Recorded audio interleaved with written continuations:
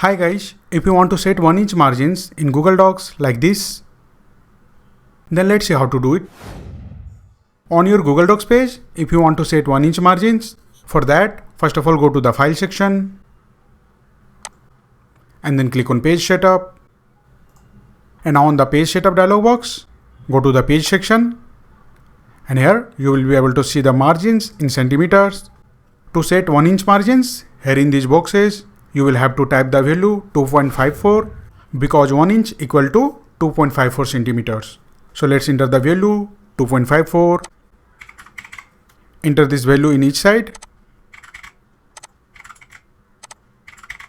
And once you have entered the value for 1 inch margins, simply click on OK button. And now your Google Docs page will have 1 inch margins. You can see. You have 1 inch margins. So that's it guys. This is how you can easily set 1 inch margins in Google Docs. If you like this video, please subscribe the channel.